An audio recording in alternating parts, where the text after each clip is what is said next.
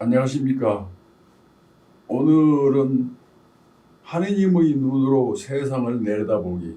이것은 그 전지적인 시점으로 내려다본다는 그거나 하늘에 있는 신의 눈으로 내려본다는 이야기예요. 즉 전지적인 시점이라고 그럽니다. 소설에서는.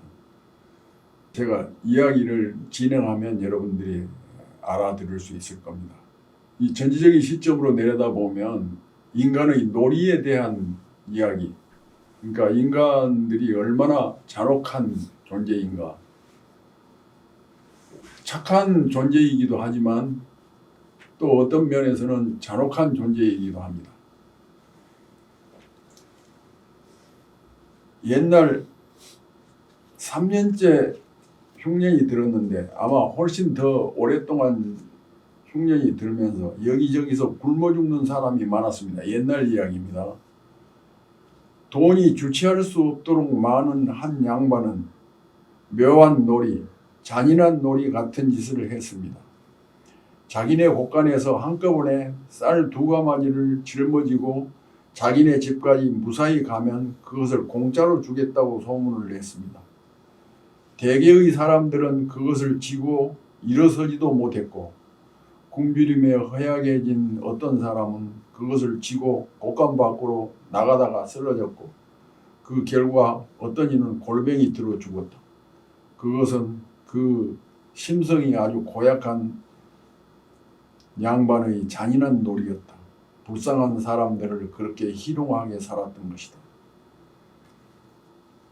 이게 선심을 쓴다는 것이 하나의 놀이로서 대단한 이거 아주 특이한 잔인한 이야기입니다. 인간은 놀이를 즐기는 동물입니다.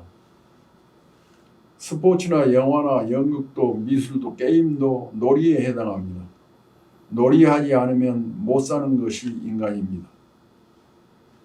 우리나라 영화인들이 오징어 게임을 영화로 만들어 세계적인 흥행을 하게 한 적이 있습니다. 게임에는 일정한 법칙이 마련되어 있습니다.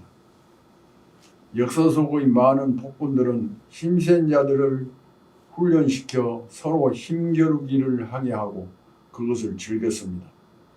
그 힘겨루기는 그들의 목숨을 걸고 싸우는 것입니다. 힘센 자가 또 하나의 힘센 자를 쓰러뜨려 제압하고 구경하고 있는 왕을 바라볼 때 왕이 엄지손가락을 땅을 향해 누르는 행위를 해보이면 심장을 찔러 살해하는 것입니다. 스페인에서는 투우를 즐기는 놀이를 했습니다. 빨간 천으로 성난 황소를 희롱하다가 등에 칼을 꽂아 쓰러뜨리게 하고 관중들은 그것을 즐기는 것입니다. 우리나라에서는 황소들끼리 싸우게 하거나 싸움개를 싸우게 하거나 투개, 닭들을 싸우게 하고 즐기는 놀이도 했습니다.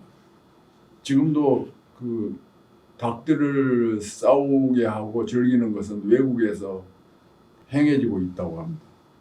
노름꾼들은 거기에 돈을 걸어 돈노름을 합니다. 그 잔인한 놀이에.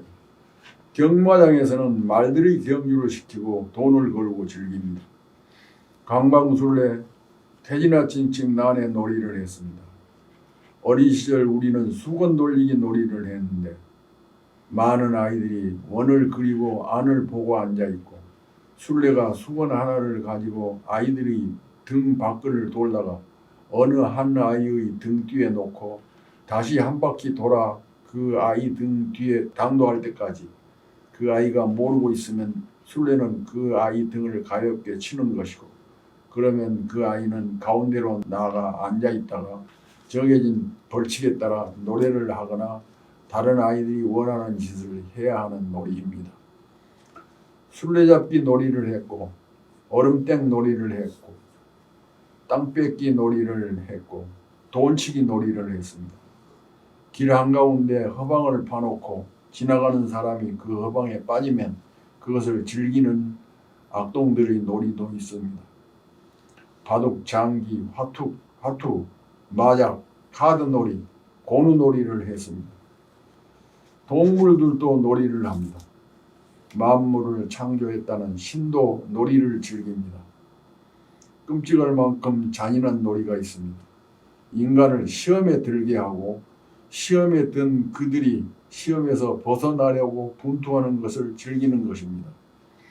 악동들은 만만한 아이를 따돌리고 골탕을 먹이고 그것을 즐기는 놀이를 합니다. 그들은 조직폭력배들의 행동을 모방해서 악랄한 짓을 하고 그것을 즐기는 것입니다. 정치를 비롯한 모든 세상사가 놀이처럼 게임처럼 변하고 있습니다. 높은 자리를 차지하면 그 무엇이 된 듯 군림하고 노릇을 즐깁니다. 생살 여탈권을 가진 왕이나 대통령이나 돈이 천문학적으로 많은 기업체의 사장들 가운데 권력에 줄을 선 정치인들 가운데도 학교 선생님이나 목사나 신부나 스님들 가운데도 그런 놀이를 즐기는 사람들이 있지 않을까. 게임이라는 놀이는 세계적인 산업이 되어 있습니다. 이제는 게임이 인공지능처럼 만들어져 흥행되고 있습니다. 어른 아이 할 것 없이 게임을 합니다. 컴퓨터나 휴대전화를 이용하기도 합니다. 게임에 중독된 사람들이 속출하고 그것은 사회 문제로 대두되었습니다. 이제는 그것에 대한 반성이 일어나야 하고 거기에서 헤어나야 합니다. 놀이가 인간성, 존엄성을 얼마나 말살하는지 되돌아봐야 합니다. 그런데 요즘은 게임이 일반화되어 있습니다. 글로벌 게임 산업은 정치가들을 구워 삼고 게임기를 팔아먹습니다. 게임 중독 현상이 사회를 망칩니다. 게임의 원리는 나만 살고 상대를 죽이는 것입니다. 게임에 중독되면 정신 이상자처럼 악도해입니다. 형이 한 모텔에서 싸우고 있는데 동생이 집에서 흉기를 가지고 와서 상대를 찔러 죽이는 사건이 일어난 적이 있습니다. 그는 게임 중독자였습니다. 그들의 해결은 상대를 죽이는 것입니다. 교육자들이 게임을 금지하려 해도 정치인들이 고개를 젓는 세상입니다. 여기까지가 일반적인 이야기인데 실제로 제가 알고 있는 그 악동 이야기를 하나 하겠습니다.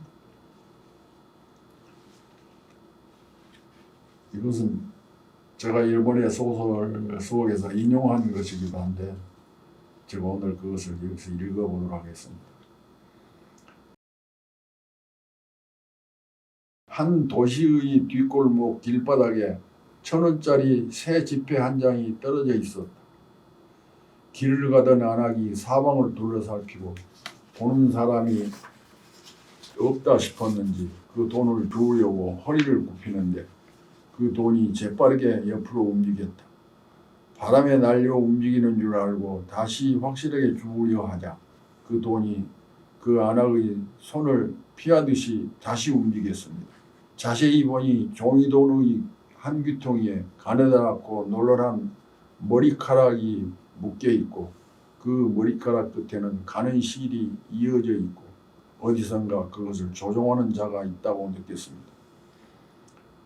안악이 허리를 펴는데 그 돈이 머리카락에 이끌려 조르르 달려가다가 별로 높지 않은 허름한 피죽 널빤지 울 너머로 사라졌습니다. 농락을 당한 사실을 알게 된 안악은 얼굴이 새빨개진 채 울 너머를 향해 어떤 놈이냐 이 나쁜 자식 하고 소리친 다음 분을 사귀며 갈 길을 갔습니다. 널빤지 울 너머 그늘에는 한 남자아이가 은신한 채 피죽 널빤지에 뚫린 광솔 구멍을 통해 골목 세상을 내다보고 있었습니다. 안악이 사라지자 아이는 대문을 열고 골목길로 나가 아까처럼 머리카락에 묶인 종이돈을 놓아두고 머리카락에 묶인 가느다란 실머리를 잡고 집 안으로 들어와 담구멍으로 골목길을 살폈다. 그 아이는 하루 내내 종이돈 한 장으로 지나가는 사람들의 순간적으로 엉큼해진 마음을 낚아올리며 즐겼다. 그날 그 아이에게 당한 사람이 20은 넘었다. 이것은 한 악동이 사람들을 희롱한 것인데, 이와 같이 사람은 그 엉큼한 그 수작에 수없이 당합니다. 그런데 그것이 현실에서도 마찬가지예요. 사람들이 뻔히 늘 속고하는 다단계 판매라는 것도 사람들이 가질 욕심이 있으면 사기를 당하게 마련인 거예요. 욕심이 없어야 당하지 않지. 우리 마을에도 다단계 판매에 당한 아주머니들이 더러 있습니다. 이와 같은 인간의 잔인한 놀이 이야기를 통해서 인간의 그 잔인성과 그 속에서 우리들이 어떻게 살아나가야 할 것인가, 참 삶의 길을 찾아내는 것, 그것이 글 쓰는 사람, 시 쓰는 사람, 소설 쓰는 사람의 소임이기도 합니다. 여러분들이 사는 세상에서 함정을 파놓고 거기에 빠지기를 기다리는 그런 악독한 사람들이 있습니다. 사기꾼들이 그런 사람이죠. 우리는 참 많이 속고 우롱당하고 삽니다. 깨어있는 사람이 글을 쓴다고 합니다. 깨어있는 사람이 글을 쓴다는 것은 마치 밤에 깨어있는 개가 짖듯이 깨어있는 사람은 이 세상에 경정 울리는 그런 깨달음의 글을 쓰는 사람입니다. 여러분들도 여러분들의 삶을 깊이 둘러살피면 좋은 글거리가 생길 것입니다. 이와 같이 하느님의 눈으로 세상을 내다보기를 통해서 여러분들도 그런 눈을 가지고 세상을 보면 좋은 글을 쓸 수 있을 것입니다. 오늘 강의 마치겠습니다. 감사합니다. 한국문단의 거목 한승원 선생님의 신작 소설 사람의 길이 출간되었습니다. 사람이 되기 위한 길, 사람이라면 걸어야 하는 길. 바닥만 보느라 작아진 우리 어떻게 더 나은 존재가 될 수 있을까? 하늘이 가리켜 주었던 화엄의 길. 대작가가 제시하는 구제의 길, 그리고 향기로운 사람. 한승원 선생님의 신작 소설 사람의 길, 지금 걸어보세요. 한승원 선생님의 강의는 매주 1회에서 2회 업로드합니다. 교재는 한승원 글쓰기 비법 108가지입니다. 글쓰기는 영혼을 맑게 하는 세상에서 가장 아름다운 비약입니다. 구독, 좋아요, 알림 설정 꼭 부탁드립니다.